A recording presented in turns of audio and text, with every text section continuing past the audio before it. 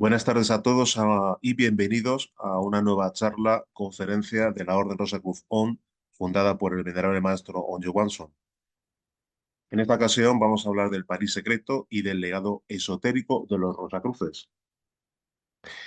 París, la ciudad de la luz, cuna de las sociedades herméticas, enigmáticos alquimistas, sede central en su momento de la Orden del Temple, crisol de ocultistas, iniciados, uno de los centros culturales por antonomasia de Europa. Todos hemos escuchado, o cuanto menos, leído fabulosas historias sobre misteriosos personajes desconocidos vinculados a la capital de la Galia, cuyos conocimientos pues asombraron a propios y a extraños por su nivel de erudición. Hablar de París y de conocimientos herméticos pues es hablar, como no podía ser de otra manera, de alquimia.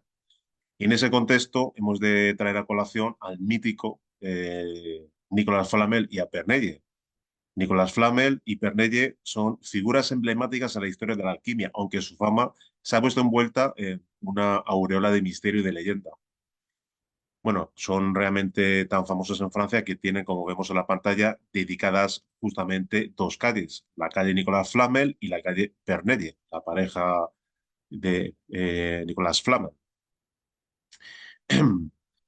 Fue realmente un escribano parisino que, según la tradición, se convirtió en un destacado alquimista. La fama de Flamel se disparó del siglo XV cuando se le atribuyó la capacidad de transformar metales básicos en oro y descubrir el elixir de la vida eterna, gracias a sus habilidades en la alquimia y su maestría. Su nombre, asociado con numerosos textos y leyendas, ha llegado a simbolizar la búsqueda del conocimiento esotérico en el ámbito de la Rosacruz. Pernelle, esposa de Flamme, también jugó un papel significativo en la vida de este famoso alquimista, papel imprescindible. Aunque su papel ha sido menos documentado, se cree que Pernelle compartía, por supuesto, el interés y el compromiso de su pareja, su esposo, con la alquimia. Juntos formaron una pareja que dejó una marca duradera en el ámbito de la alquimia en toda Europa. En París, Flamel comenzó a trabajar como copista en una pequeña tienda anexa a la iglesia de Saint-Jacques-la-Boucherie, en la calle de los Escribanos. Después de 1368 prestó juramento ante las autoridades de la universidad, con lo cual era reconocido como librero juramentado, es decir, como miembro del gremio de libreros, fabricantes de pergaminos, iluminadores, escritores, encuadernadores de libros, en definitiva, pues todos comerciantes. En la década de 1360 compró una casa de la cual hablaremos luego ampliamente en la esquina de la calle de los Escribanos y en la calle Maravilloso, hoy llamada precisamente calle Nicolás Flamel, donde vivió e instaló su taller, cuyo emblema era la flor de lis. Entre los relieves e inscripciones de su fachada figuraba la máxima divisa que en principio se leía claramente en su momento, que cada quien esté conforme con sus bienes, aquel para quien nada es suficiente no tiene nada. La morada, de la cual se conservan testimonios escritos, desapareció después del ensanche de la calle Rivoli y de la iglesia solamente pues, permanece la torre, y conocida como la Torre de Saint-Jacques, de la cual hablaremos. Flamel era un hombre letrado, fue copista y comprendía correctamente el latín. De acuerdo con la leyenda, cuando se hallaba en plena guerra de los 100 años, trabajando de librero en París, se hizo alrededor de 1355 con un grimorio alquímico. Diferentes versiones aseguran que lo recibió de un desconocido, que lo compró casi al azar, o que le fue entregado por un ángel en sueños, que excedía con creces sus conocimientos y empleó 21 años en intentar descifrarlo. Para ello viajó a España, donde consultó tanto a las autoridades que había allí en su momento sobre la cábala, como a los especialistas en el mundo antiguo. En aquella época, las mejores traducciones del griego antiguo se producían en las universidades españolas, hasta encontrar, después de preguntar a muchas personas, en León, a un anciano rabino, el maestro Canses, quien identificó la obra como el Aish Mizaret, del rabino Abraham, y enseñó a Flamel el lenguaje y simbolismo de su interpretación.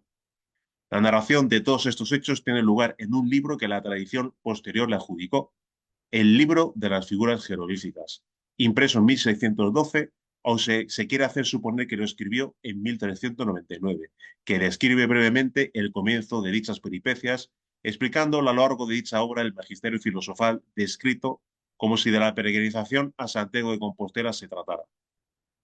Sin embargo, algunas teorías apuntan a que dicho entramado tiene un significado mucho más profundo, siendo reflejo de los misterios iniciáticos que se ocultaban tras esta obra.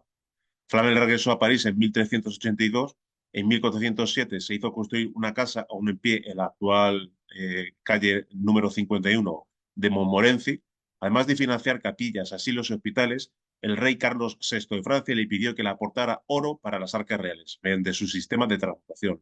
Se asegura que durante esos años se elaboró también una piedra gracias a la cual él y su mujer Pernelle obtuvieron la inmortalidad.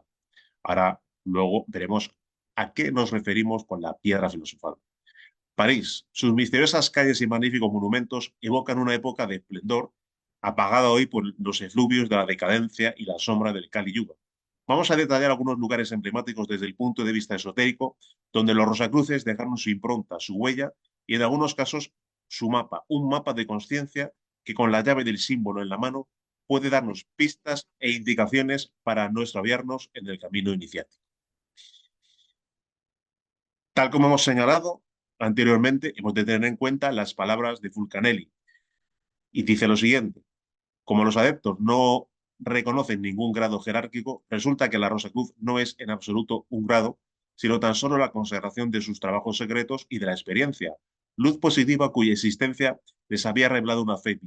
Los adeptos que llevan título o ese título son solo hermanos por el conocimiento y el éxito de sus trabajos. Rosacruz, marca de iniciación superior, brillante testimonio de una ciencia positiva concretada en la realidad sustancial del absoluto.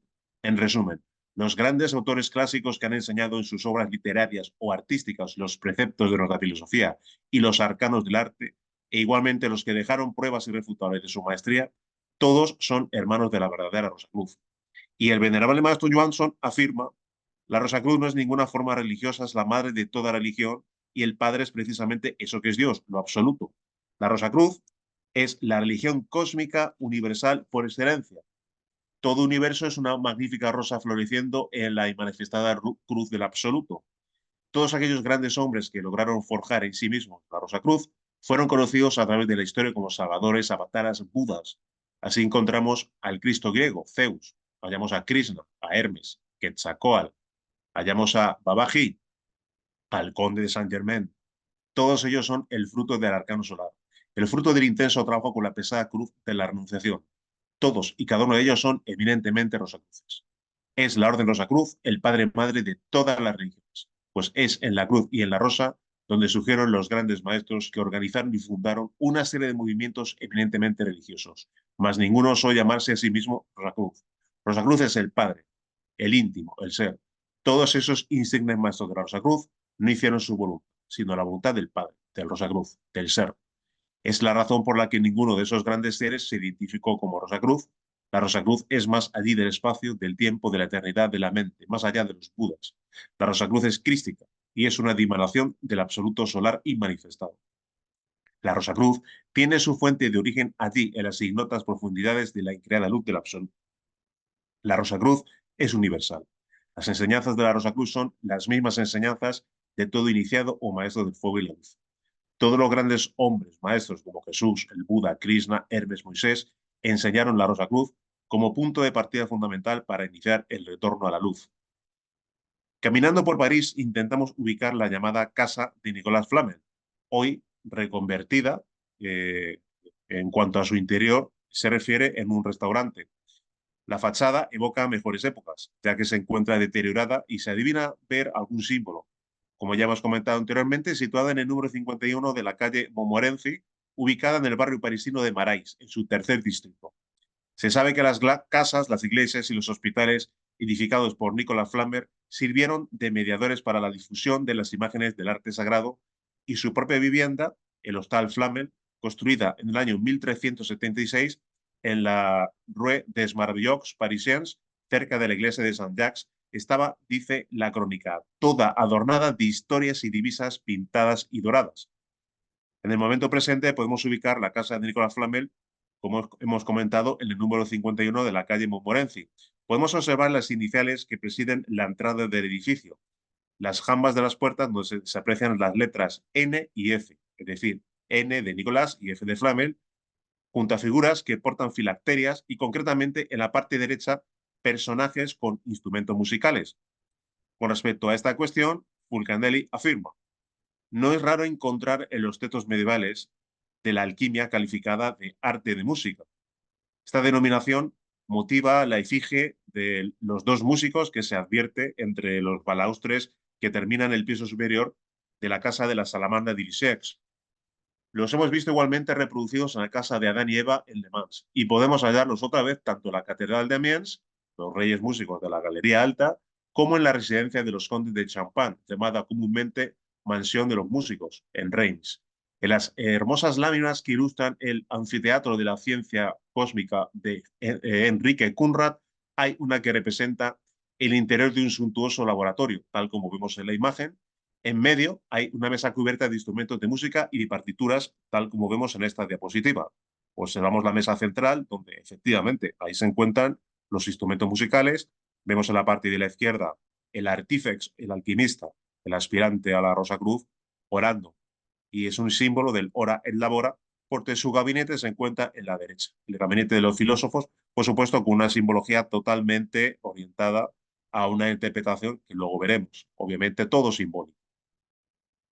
Y aquí vemos algunos ejemplos, algunas catedrales, algunas iglesias, algunas construcciones en las que efectivamente vemos cómo estos personajes portan instrumentos musicales, y allí donde realmente estuvo el constructor posiblemente fuera realmente un iniciado, un maestro, y dando unas pistas de orden simbólico podemos adivinar que esa construcción pues tiene elementos que son pistas, son pautas que tienen que ver con la gran obra, con la alquimia, y que los iniciados pueden visualizar, tal como luego veremos cuando hablemos brevemente de la Catedral de Notre Dame y de otra construcción como la Santa Capilla.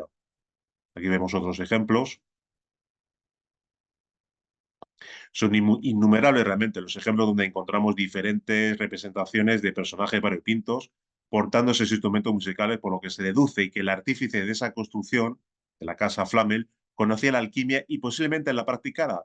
Pudo ser el propio Flamel el que diera instrucciones para que no solo figuraran sus iniciales en la entrada, sino también los detalles que a duras penas se pueden apreciar hoy. Algunos de ellos, los instrumentos de música. La construcción de la casa, según varios documentos, se hizo bajo la presencia de un símbolo muy interesante: la flor de lis, que aparecía antaño en esta construcción. Con respecto a la flor de lis, el venerable maestro Johansson afirma: quienes logran robarle el fuego al diablo son los felices portadores de la flor de lis. Síntesis simbólica, arcano solar. Si continuamos nuestra ruta hacia el sur, en dirección a la catedral, nos encontramos una torre portentosa. Es la torre de Saint-Jacques. Esta torre es lo único que se conserva de la iglesia de Saint-Jacques-la-Pouchière, iglesia en la que Flamel había plasmado en su pórtico una simbología clara desde el punto de vista hermético. Sus palabras fueron estas: quien quiera ver cómo fue mi llegada y la alegría de Pernelle, que nos contemple a los dos en esta villa de París, sobre la puerta de la capilla de Saint-Jacques de la Pouchière, del lado que está junto a mi casa, donde estamos representados. Yo dando gracias a los pies de Santiago de Galicia y Pernelle a los pies de San Juan, a quien había invocado muy a menudo. Curiosamente, la torre de San Jacques está coronada con la imagen de Santiago, el patrón de los alquimistas. Así lo afirman algunos autores. Las antiguas peregrinaciones a Santiago de Compostela partían precisamente de la torre de San Jacques. La figura de Santiago cobra especial relevancia en la alquimia. Intentaremos sintetizar la historia de Flamel. Recordemos que Nicolas Flamel adquiere un libro que fue llamado el libro de Abraham el judío. La adquisición de este libro marca el inicio de la realización de su propia obra alquímica. Recordemos que adquiere el libro por la suma de 2 florines y se felicita de su adquisición, pero el libro no es entendible para Flamel y, por sugerencia de Pernelle, su esposa, al no encontrar a nadie que le ayudara a interpretar las imágenes del libro, inicia su peregrinación a Santiago de Compostela.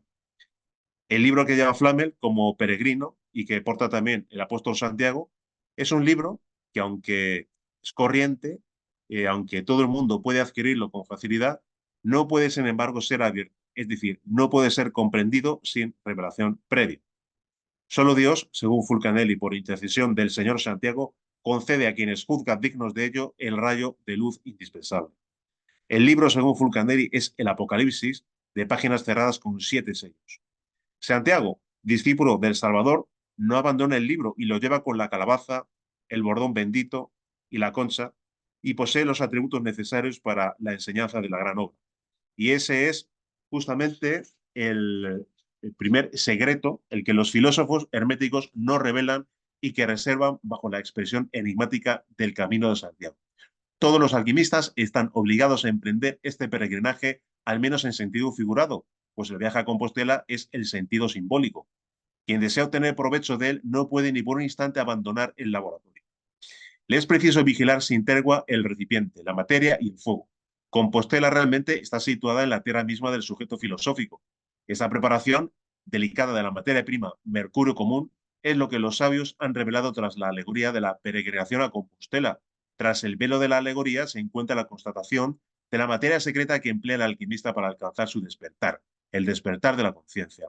El agua lustral que se encuentra en el interior de la calabaza, la concha que porta Santiago en su sombrero, representa la materia prima de la gran obra, el mercurio, nuestras propias aguas espermáticas. El venerable maestro M. Watson afirma, la simiente humana es divina, es solar, y en ella se hallan latentes todas las potencialidades que posee un hombre. La criatura llamada humana desconoce completamente todo el poder divino que se haya contenido en su simiente. Desconoce todo aquel potencial de vida que se haya encerrado en su ensémenes. Lo más precioso que tiene la criatura humana es su semilla, su simiente. Nada hay en el universo que tenga un valor semejante a de la simiente humana. La simiente humana es invalorable. ¿Qué no haríamos? ¿Qué no lograríamos realizar en nosotros mismos si se sabe aprovechar inteligentemente toda esa energía contenida en la simiente humana del Enseminis? La simiente humana es invalorable. La simiente humana es energía solar latente y basta saber cómo desarrollar todo el potencial energético contenido en el Enseminis para transformarnos completamente, convertirnos en seres humanos y lograr nuestra realización como hombres reales y auténticos. El bordón de peregrino, tal como vemos en la imagen, representa la columna vertebral por donde asciende la divina Madre Kundalini. Al respecto, el venerable maestro Eddie Watson afirma, es la energía sexual, la energía solar concentrada en la simiente, la única que puede despertar en la criatura humana todo aquel gran potencial encerrado en el hueso coxigio, cuyo bendito nombre es Kundalini. La divina Madre Kundalini es la misma bendita Madre de Jesús el Cristo. Es María la Inmaculada, la siempre Virgen. Virgen en la concepción, en el parto y después del parto. Ella se nutre con la energía sexual y ella es la madre de la energía sexual. La divina Madre es la madre del Sol Christus. Ella espera el instante supremo de su despertar, para levantarse victoriosa sobre la vara maravillosa que sostiene el organismo planetario, la columna vertebral. Así también podemos ver el libro de las figuras jeroglíficas, el símbolo de la cruz y la serpiente, representando al crisol de la alquimia y la serpiente mágica de nuestros divinos poderes, la divina madre Kundalini, tal como vemos en esta diapositiva. En realidad, Flamel, el alquimista, disimulaba la personalidad burguesa de Flamel, el escritor, tras la de Santiago el Mayor, jeroglífico del Mercurio secreto. Así lo afirma Fulcanelli. Situándonos en otra parte de la ciudad, en el Museo de Cluny, también llamado Museo de la Edad Media, allí observamos una curiosa lápida atribuida precisamente a la propia tumba de Flamel, que es esta, la cual nadie realmente encontró, ni mucho menos su cuerpo. Se decía que había alcanzado la inmortalidad junto a su esposa Pernelle. Flamel vivió hasta los 80 años y en 1410 diseñó su propia lápida, que fue tallada con las imágenes de Jesucristo, San Pedro y San Pablo. La lápida que se conserva en el Museo de Cluny en París. Los registros muestran que Flamel murió en 1418 y fue enterrado en París al final de la nave de la antigua iglesia de Saint-Jacques-la-Boucherie. Su testamento, fechado el 22 de noviembre de 1416, indica que era generoso pero que no tenía la extraordinaria riqueza de la leyenda alquímica posterior. Respecto a la lápida, se observa una representación de San Pedro. El venerable maestro Johansson afirma, la piedra fundamental de la iglesia trascendida del Cristo es el pátar, PTR, Pedro, el sexo.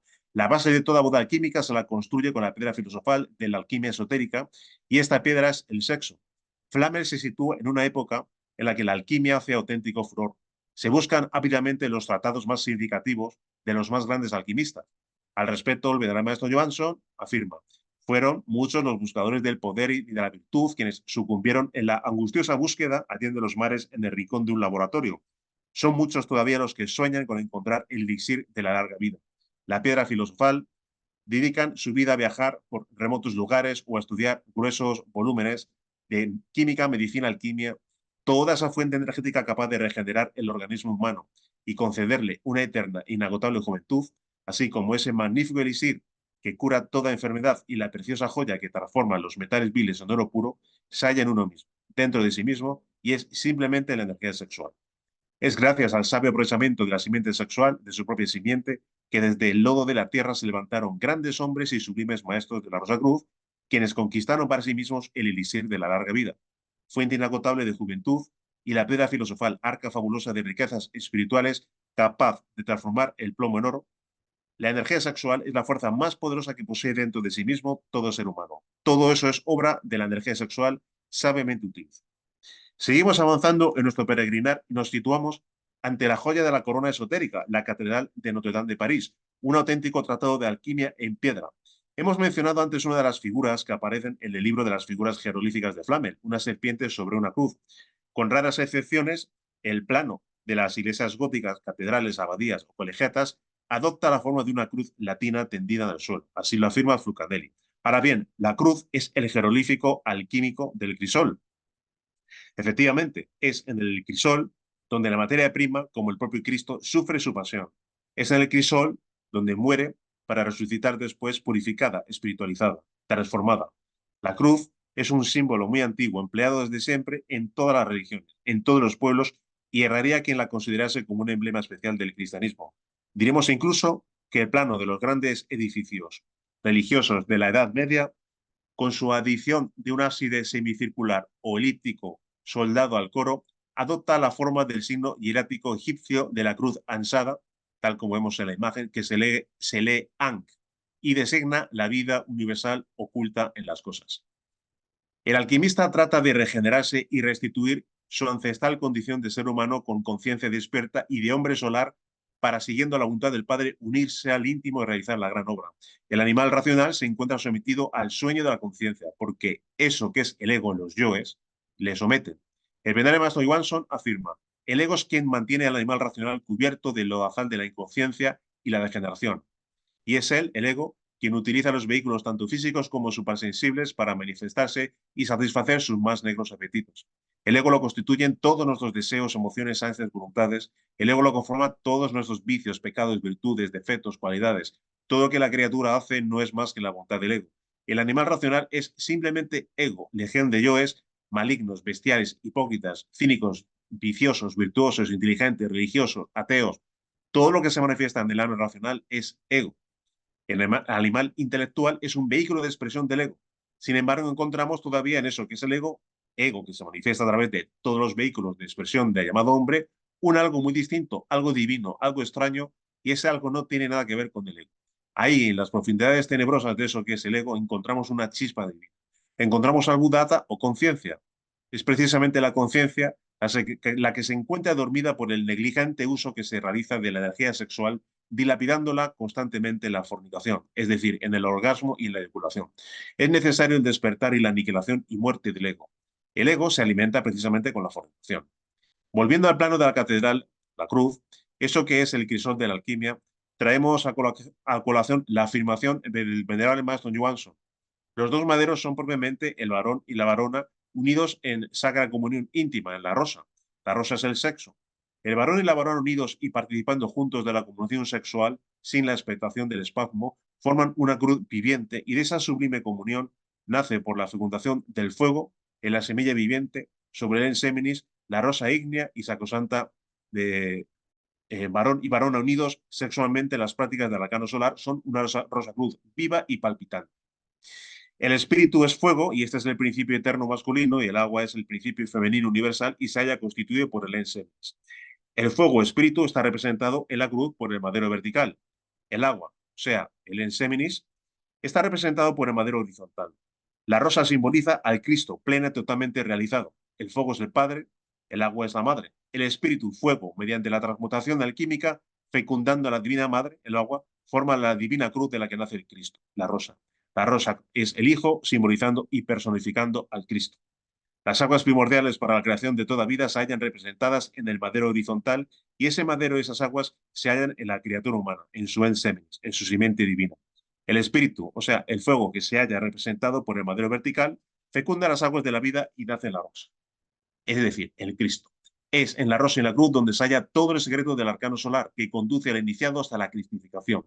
Solo fecundando con el fuego del Espíritu nuestras aguas seminales podemos lograr nuestra sublime cristificación. Es el Espíritu quien, utilizando su vehículo de expresión, fecunda las aguas seminales con su fuego solar y así crea los cuerpos cristificados, los cuerpos solares que nos llevan hasta la luz increada, hasta lo absoluto. Situándonos en el pórtico de la catedral, observamos a la dama alquimia, tal como vemos en lo que es la imagen, el pilar central que separa en dos el vano de la entrada. Ofrece una serie de representaciones alegóricas de las ciencias medievales. De cara a la plaza y en lugar de honor aparece la alquimia, representada por una mujer cuya frente toca las nubes. Sentada en un trono, lleva un cetro, símbolo de soberanía, en la mano izquierda, mientras sostiene los dos libros con la derecha. Un libro cerrado, el esoterismo, y otro abierto, el exoterismo. Entre sus rodillas y apoyada sobre su pecho, yérguese la escala de 9 peldaños, la escala filosofrum, jerolífico, de la paciencia que deben de tener sus fieles en el curso de las 9 operaciones sucesivas de la labor hermética. La paciencia es la escala de los filósofos, nos dice Nicolás Valois, y la humildad es la puerta de su jardín, pues a todos aquellos que perseveren sin orgullo y sin envidia, Dios les tendrá misericordia. Al respecto, el venerable Maestro Johansson afirma: se requiere mucha paciencia, paciencia y más paciencia, pero nunca resignación. Mientras se espera, hay que seguir trabajando en sí mismo y en uno mismo. En el mundo, conocimos a muchos seguidores de la cristalina paciencia de Job, pero la paciencia de Job no es toda la paciencia que se requiere para llegar a las puertas de la perfección. Es tan largo el sendero que muchos maestros pierden el preciado don de la paciencia. Paciencia es la gran virtud que se precisa para recorrer el largo peregrinaje a través de los 9 planetas de nuestro sistema solar. Paciencia no es sinónimo de resignación. El resignado se abate a sí mismo, el paciente no. El que es paciente lucha y no se resigna jamás ante la adversidad. Bien, ya en lo alto de la catedral encontramos un curioso personaje, un gran anciano de piedra, y es él el alquimista de Notre Dame, dotado de un gorro frigio, símbolo de los iniciados en los misterios de Mitra. Tocado con el gorro frigio, atributo del adepto, negligentemente colocado sobre los largos cabellos de espesos bucles, el sabio, envuelto en la capa ligera del laboratorio, se apoya con una mano en la balaustrada, mientras se acaricia con la otra la barba poblada y sedosa. No medita, solo observa. Tiene los ojos fijos y en la mirada una agudeza extraña. Todo en la actitud del filósofo revela una intensa emoción. La curvatura de los hombros, la proyección de la cabeza y del busto hacia adelante expresan efectivamente la mayor sorpresa. La mano petrificada se anima. ¿Será una ilusión? Uno aseguraría que le ve temblar. El gorro frigio que llevan los sanculots y constituye una especie de talismán protector en medio de las hecatombes revolucionarias era señal distintiva de los iniciados. El sabio Pierre Dujos, en un análisis de la obra de Lombard, escribe que al admitir al epopte los misterios de Eleusis, se preguntaba al recipiendario si se sentía con la fuerza, voluntad y la abnegación necesaria para intervenir en la gran obra. Después le ponían un gorro rojo sobre la cabeza y pronunciaban esta fórmula: cúbrete con este gorro que vale más que una corona real. Se estaba lejos de sospechar que esta especie de sombrero, llamado concretamente Libería en las Mitraicas, y que antaño era propio de los esclavos libertados, sería un símbolo masónico y la señal suprema de iniciación. Recordemos que Mitra nace de la piedra cúbica, con los resplandores del sol victorioso. En China, el emperador Yu, el Grande, según las leyendas, nació de una piedra como su hijo Qi. Tal como se ha afirmado anteriormente, esa piedra es Pedro, es la piedra filosofal, la piedra del sexo.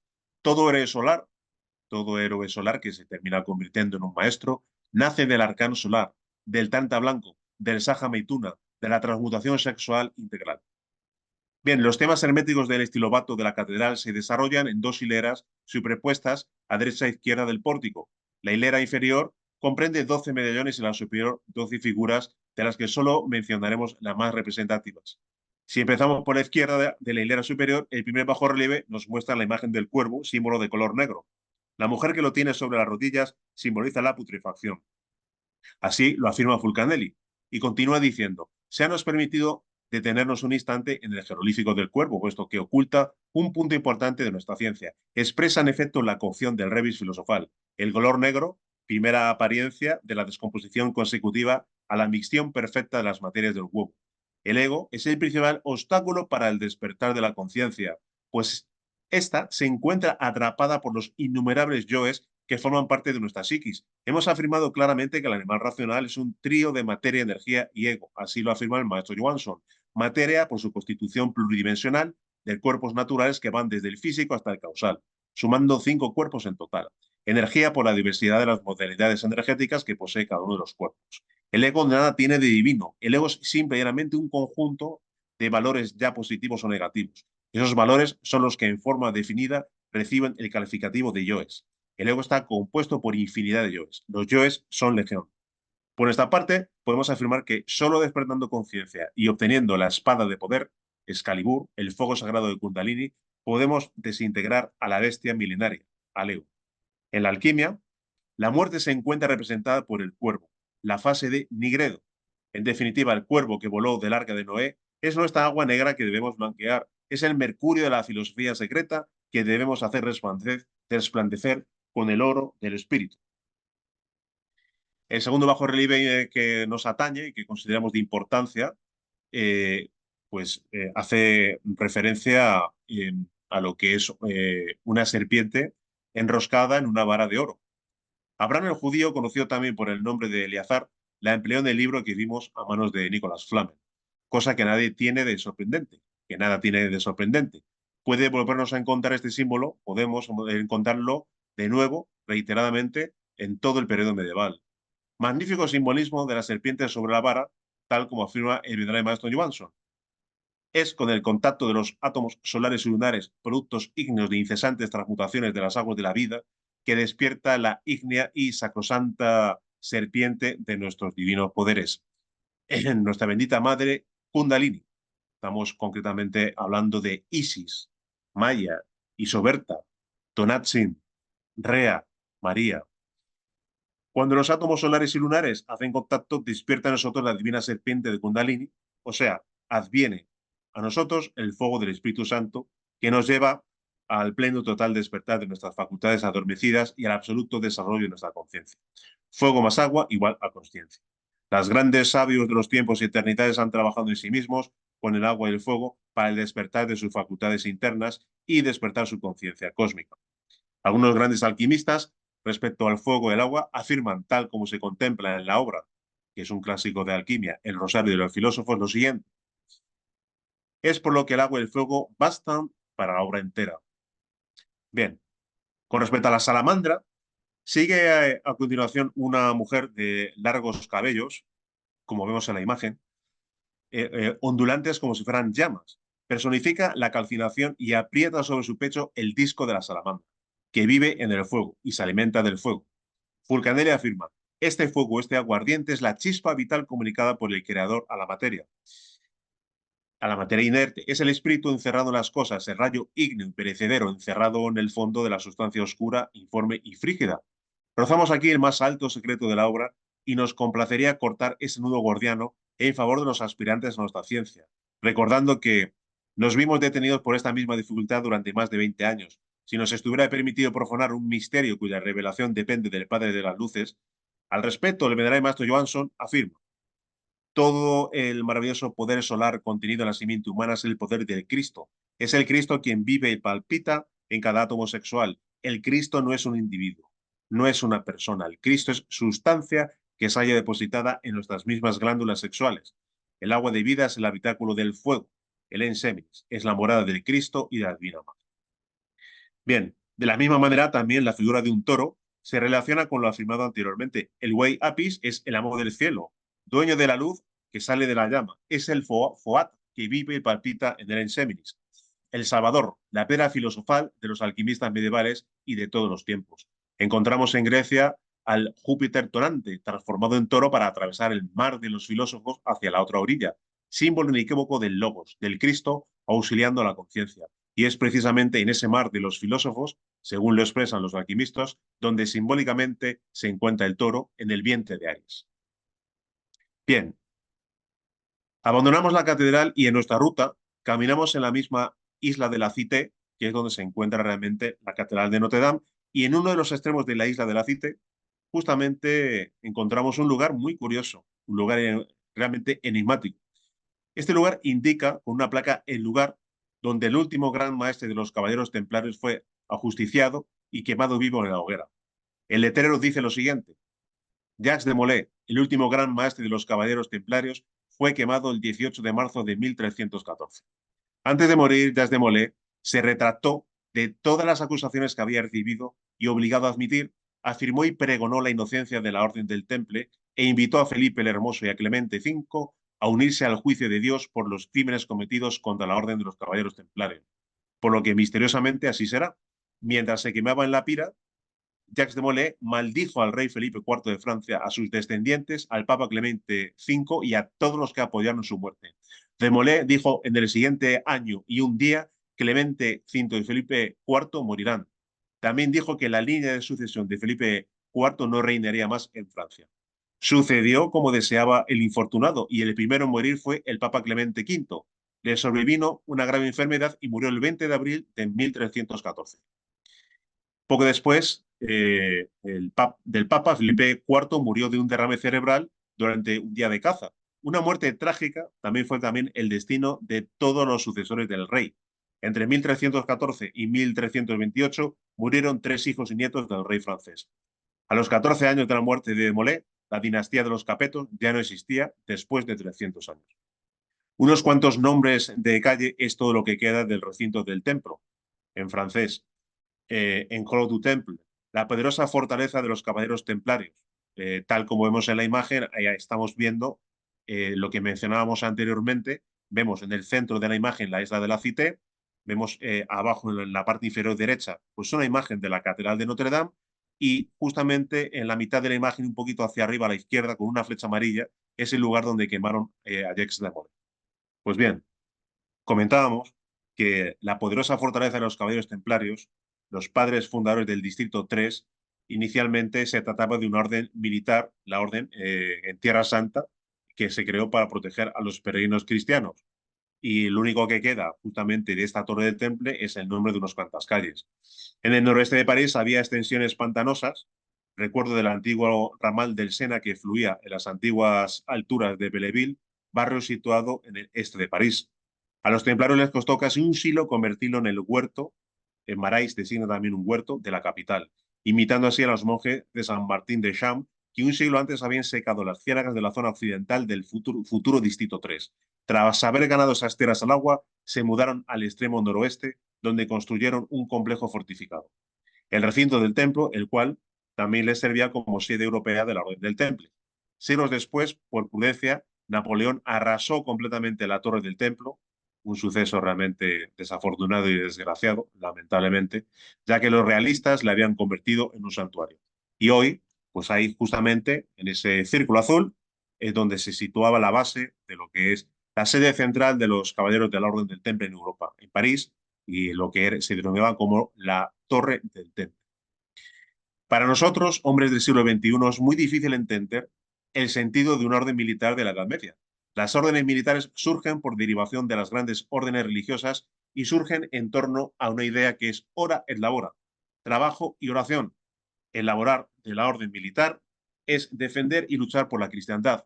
El ser templario implicaba un salto de fe que hoy en día no se podría dar. Estamos hablando de un nivel de sacrificio que hoy en día nadie estaría dispuesto a ofrecer. Era un paso muy difícil de dar. Un templario consagraba su vida a un propósito que trascendía lo dispuesto en la tierra. Renunciaba a su vida, renunciaba a su destino, renunciaba a tener descendencia, renunciaba a tener posesiones y se entregaba por su propia convicción a un propósito mayor que él, que le podía ofrecer la humanidad, que era servir a Dios. Así debe ser el aspirante Rosacruz. Debe consagrarse a la obra del Padre, a hacer la voluntad del Padre en cuerpo y alma cada día, cada hora, cada minuto, cada segundo de su vida. Recordemos que el venerario maestro Viracocha, cuya personalidad humana corresponde a Krumheller, respecto a los templarios, afirma lo siguiente: los templarios, como buenos Rosacruz, eligieron ese mismo cristianismo oculto que habían aprendido en los Balcanes y en el Asia Menor. Después de la destrucción o disolución de esa poderosa orden llevada a cabo por el fanático y envidioso rey Felipe el Hermoso, y después de haber quemado el venerable maestro Jacques de Molay en París, los rosacruces se replegaron en su concha y tornaron al más augusto silencio. El mismo nombre de Christian Rosenkreuz no fue más que un seudónimo de uno de nuestros más grandes iniciados, quien lo aceptó en recuerdo de la enseñanza, o que la enseñanza no era oriental, sino puramente cristiana. Para más información, recordamos o recomendamos a los amigos visualizar las dos conferencias sobre los templarios que se encuentran precisamente en nuestro canal. Bien, la fuente de Beauvoir. Es una fuente situada en el ángulo de la calle Beauvoir, en la calle San Martín. Fue construida a petición de Luis XIV en 1712. La torre de Beauvoir, situada detrás de la fuente, es un vestigio del recinto fortificado del antiguo priorato de San Martín de Champs. El bajorrelieve del autor, desconocido, que está encima de la placa que relata su reconstrucción, presenta un barco navegando sobre las olas, transportando una carga, y ha suscitado un gran interés por su simbología. Aquí quizás vemos una imagen un poquito más clara, que es una representación pictórica de una imagen, de la propia imagen de lo que es el barco de lo que estamos hablando. Aquí quizás los detalles se vean un poquito mejor, con lo cual vamos a mantener esta imagen. Bien, reconocemos una piedra enorme adosada al edificio con el que forma cuerpo. No advertir sino un fardo ordinario de cualquier mercancía. Pero en este caso resultaría en extremo embarazoso, dice Fulcanelli, explicar la razón de la vela izada, incompletamente cargada sobre la verga del palo mayor, particularidad que pone en evidencia el único y voluminoso cargamento, desvelando así adrede justamente esa visualización. Tal como vemos en la imagen, vemos en el centro de la nave, evidentemente el palo mayor, y en la parte inferior derecha, prácticamente pegada al palo mayor, vemos un cubo adornado o, de alguna manera, rodeado por lo que es unas cuerdas. Es un cubo realmente claro, donde se ve justamente en el centro de la nave.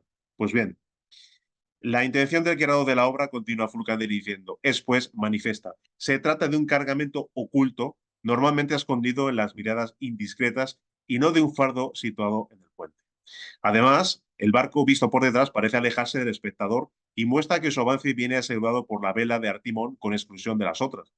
Ella sola recibe el esfuerzo del viento que sopla en la popa y ella solo transmite la energía al navío que se desliza por las olas. Pues bien, los cabalistas escriben artimón y pronuncian antemón o antimón, vocablo tras el cual esconden el nombre del tema de los sabios. Significa flor y se sabe que la materia prima es llamada flor de todos los metales, la flor de las flores.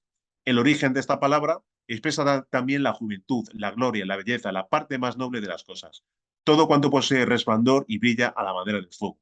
Después de esto, no cabrá sorprenderse de que Basilio Valentín, en su carro triunfal del antimonio, haya dado la primera sustancia de la obra particular que describe ahí la denominación de piedra de fuego. En tanto que permanece fija a la nave hermética, esta piedra, tal como hemos dicho, tal como se ve en la imagen, debe ser considerada en vías de elaboración. Es preciso, pues, con toda precisión, ayudarla a proseguir su travesía a fin de que ni las tempestades, ni los escollos, ni los mil incidentes de la ruta retrasen su arribada a la bendita ensenada hacia la cual poco a poco la naturaleza la encamina. Facilitar su viaje, prever y evitar las causas posibles del naufragio y mantener la nave cargada con la preciosa carga en su línea recta, tal es la tarea del artesano. Es su función, mantener la nave a salvo. Esta formación progresiva y lenta explica por qué la piedra aparece aquí figurada bajo el aspecto de un bloque en bruto, llamado a ser objeto de la talla definitiva que lo convertirá en nuestra piedra cúbica. Los cables que la sujetan al barco son bastante indicativos por su entrecruzamiento sobre sus varas visibles. Vemos claramente que, curiosamente, forman una especie de cruz de la cual hemos hablado anteriormente y que obviamente simboliza justamente el trabajo con el arcano solar. Bien, se sabe que la cruz, en el orden especulativo, es la figuración del espíritu, principio dinámico, mientras que en el ámbito práctico sirve de signo gráfico del crisol, así lo afirma Fulcanelli, constatando lo que estamos afirmando. A fin de rendir testimonio de que la fuente de Beauvoir estuvo originariamente consagrada al agua filosofal, madre de todos los metales y base del arte sagrado, los benedictinos de Saint Martin de Champs mandaron esculpir en la cornisa que sirve de soporte al bajo relieve diversos atributos relativos a este licor fundamental. Dos remos y un caducio entrecruzados, lo estamos viendo justamente en esta imagen, en la parte inferior. A la izquierda vemos el caducio de Mercurio. Decimos, dos remos y un caducio entrecruzados llevan el pétaso de Hermes figurado bajo el aspecto moderno de un almete alado sobre el cual vela un perrito. Algunos cordajes que salen de la visera despliegan sus espiras sobre los remos y la vara alada del dios de la obra. La palabra griega por la que se designaba el remo ofrece simultáneamente el sentido del barco y del aviento. Este último es una especie de concha de mimbre atribuida al Mercurio y que los cabalistas escriben viento. Por eso, la tabla de Esmeralda dice alegóricamente, al hablar de la piedra, que el viento la ha llevado en su vientre. Ese viento no es sino la matriz, el barco portador de la piedra, emblema del Mercurio y tema principal de nuestro bajorrelieve. En cuanto al caducio, es cosa sabida que pertenece como algo propio al mensajero de los dioses, con el pétaso alado y las alas de los talones. Diremos tan solo que el vocablo griego caducio recuerda por su etimología al gallo, consagrado a Mercurio como anunciador de la luz. Todos estos símbolos convergen, como se ve, hacia un único mismo objetivo, igualmente indicado por el perrillo situado en lo alto del almete, cuyo sentido especial señala la parte importante en este caso, el punto culminante del arte, la clave de la gran obra. Noel, en su diccionario de la fábula, escribe que el perro estaba consagrado a Mercurio, considerado como el más vigilante y astuto de todos los dioses. Tal cual es la descripción de Fulcanelli, el símbolo es claro.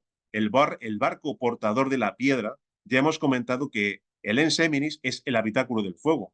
Realmente el barco simboliza nuestras propias aguas mercuriales y en el interior de esas aguas mercuriales hemos especificado, tal como lo explica el maestro Johansson, que se encuentra la sustancia Cristo. Bien, existen varios símbolos que indican claramente que la piedra filosofal se encuentra oculta en nuestro mar filosófico, en nuestro Mercurio, tal como acabamos de decir, en el Enseminis. Esa piedra es el Cristo. De nuevo acudimos al venerable maestro Johansson cuando afirma todo el maravilloso poder solar contenido en la simiente humana es el poder del Cristo. Es el Cristo quien vive y palpita en cada átomo sexual. El Cristo no es un individuo, una persona. El Cristo es sustancia que se haya depositada en nuestras mismas glándulas sexuales. El agua de la vida es el habitáculo del fuego. La concha hace referencia a las mismas aguas espermáticas. El caducio también es indicativo de los nadis Ida y Pingala. Bien, la Santa Capilla, la Sainte-Chapelle. La Sainte-Chapelle, obra maestra de Pierre de Monteroux, maravillosa urna de piedra erigida en 1245 a 1248 para guardar las reliquias de la Pasión, presentaba también un conjunto alquímico muy notable. En la actualidad, si bien lamentamos vivamente la reparación del pórtico primitivo, afirma Fulcanelli, en el que los parisienses de 1830 podían admirar con Víctor Hugo dos ángeles, uno de los cuales tiene la mano en un vaso y el otro en una nube. Nos cabe aún la satisfacción de poseer intactas las vidrieras sur del espléndido edificio. Sería difícil encontrar en otra parte una colección más importante que la de la Santa Capilla sobre las fórmulas del esoterismo alquímico. Emprender hoja por hoja la descripción de semejante bosque de cristal sería tarea ardua y suficiente para llenar varios volúmenes. Nos limitaremos, pues, a ofrecer una muestra extraída del quinto vano, primer crucero, y que se refiere a la degollación de los santos inocentes. Bien, esto a lo cual se refiere Fulcanelli será título de otra conferencia que dedicaremos en exclusiva a la Santa Capilla. Por extensión, tal como también dice él, y también por el tema que no queremos que se extienda la conferencia, nos circunscribiremos a lo que es la imagen que figura en esta diapositiva, que se refiere a lo que es el rosetón de la Santa Capilla. El rosetón de la Santa Capilla, este signo, tiene el más alto interés para el alquimista. ¿Acaso no es el astro que le guía y que le anuncia el nacimiento del Salvador? En la iconografía simbólica, la estrella sirve para designar tanto la concepción como el nacimiento. La Virgen es representada a menudo nimbada de estrellas. Observamos en una de las entradas a la Santa Capilla a la Virgen con el niño y el venerable Maestro Johansson afirma: la Divina Madre Kundalini es la misma bendita Madre de Jesús el Cristo. Es María, la Inmaculada, la siempre Virgen. Virgen a la concepción, en el parto y después del parto. Ella se nutre con la energía sexual y ella es la madre de la energía sexual. La divina madre es la madre del sol Christus. Ella espera el instante supremo de su despertar para levantarse victoriosa sobre la vara maravillosa que sostiene el organismo planetario, la columna vertebral.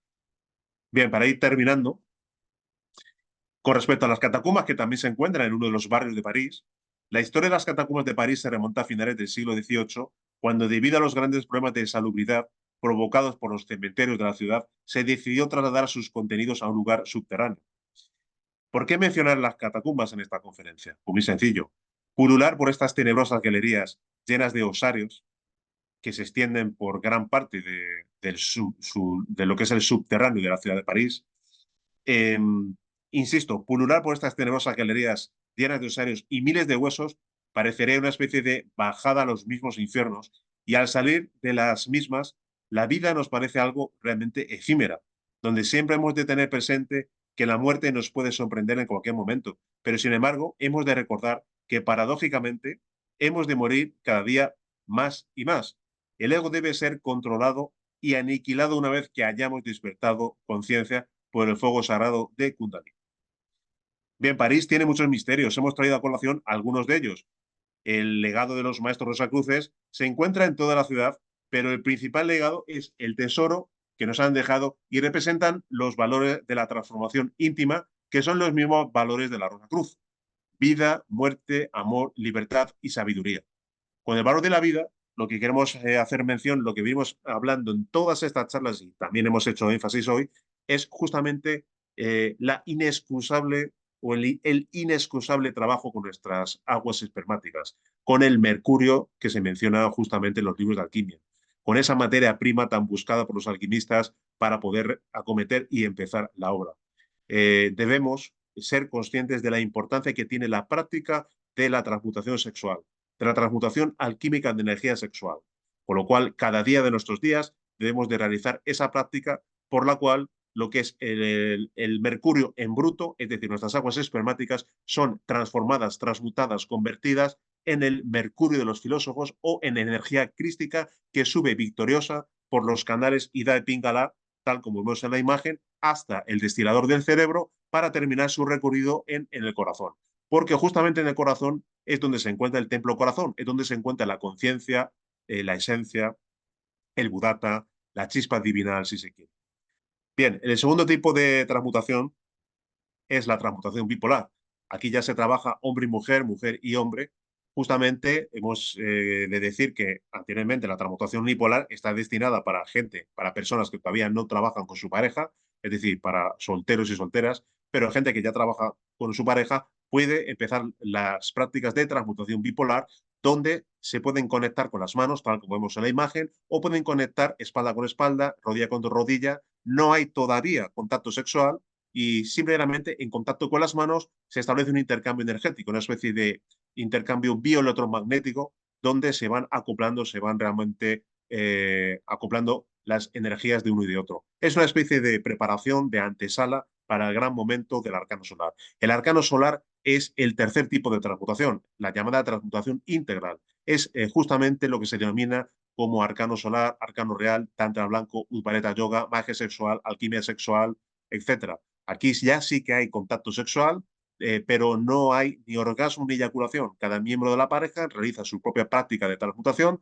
donde igualmente hace ascender los vapores seminales hasta lo que es convertidos en energía crística, hasta el cerebro, para desembocar en el templo corazón. Insisto, hay conexión sexual, pero no hay ni orgasmo ni eyaculación. Lo que se produce es una magnífica transmutación.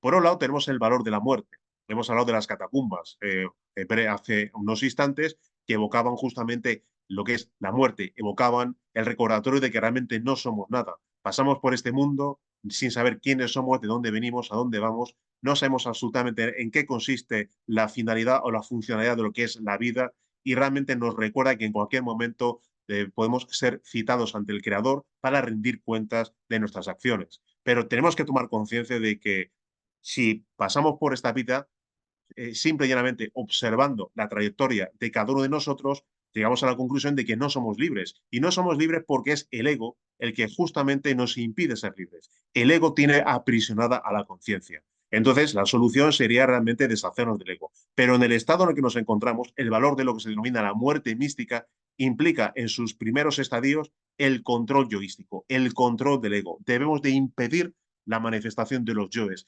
Debemos de impedir la manifestación del ego. Si impedimos la manifestación del ego, obviamente este se irá debilitando más y más. Hay una cuestión muy, muy clara, que es la siguiente. El ego, como ya hemos comentado anteriormente, se alimenta precisamente de la fornicación. La energía sexual dilapidada es un magnífico combustible para el ego. La energía sexual que se expulsa y que se utiliza simple y llanamente en fornicaciones varias, lo que hace es reforzar el ego. Sin embargo, el impedir la fornicación y sustituir la fornicación por la práctica de transmutación en cada una de sus modalidades, entonces lo que hacemos es quitar ese combustible al ego y proporcionar esa maravillosa energía, en este caso reorientando esa energía para alimentar al budata. El budata se alimenta de energía sexual transmutada y el ego se alimenta de fornicación. Con lo cual es importante comprender que si queremos realmente aspirar a que el Buddha pueda despertar, necesitamos realmente realizar un control del ego y transmutar todos los días. Inicialmente, insisto, debemos de evitar la manifestación del ego. Cuando se produce el despertar de la conciencia y una vez despiertos podemos despertar el fuego sagrado de Kundalini, es cuando acometemos la eliminación de cada uno de los yoes. En nuestro canal disponemos de una conferencia dedicada a explicar las fases en las cuales atraviesa lo que es la muerte. Por otro lado, hablaremos de lo que es el valor de la libertad. Hemos hablado del valor de la vida, que implica transmutación alquímica de energía sexual, del valor de la muerte mística, que implica el control del ego, de la aniquilación del ego, y hablamos de la libertad. El valor de la libertad implica concretamente ser conscientes en cada instante. Sin embargo, no ocurre eso. Lo que ocurre realmente es que la humanidad está sometida a la más completa hipnosis. Cada uno de nosotros dormimos, nuestra conciencia duerme, nuestra conciencia no está despierta. Ese es el error que comete la mayoría de la humanidad, atribuirse una función que no tiene, simplemente por ignorancia o por autoengaño, pero se atribuye el hecho de que su conciencia esté despierta cuando su conciencia está totalmente dormida. Con lo cual, es una situación totalmente contraproducente. Debemos de restaurar la situación a su normalidad. Y su normalidad es despertar conciencia. Pero debemos de, en principio, aprender a vivir conscientemente. Y para aprender a vivir conscientemente, de instante en instante, tenemos en la orden Rosa Cruz lo que se denomina la práctica del IAU-OM. En un momento dado, debemos de dividir nuestra atención en tres. Por medio de lo que es el autorrecuerdo o el recuerdo de sí, nos autorrecordamos y nos preguntamos quiénes somos como conciencias. No como cuerpo físico o como lo que es refiriéndonos a la persona humana, sino debemos de sentir quiénes somos como conciencias. Una vez que tenemos esa sensación, lo que hacemos es ya por medio de la autoobservación, por medio de la atención consciente, tomamos conciencia de lo que estamos haciendo en un momento dado. Y sin perder la noción de quiénes somos como conciencia y de lo que estamos haciendo, extendemos la atención consciente hacia el lugar en el que nos encontramos. De tal manera que siendo uno, dividimos la atención en tres. Así es como realmente aprendemos a vivir conscientemente de segundo en segundo.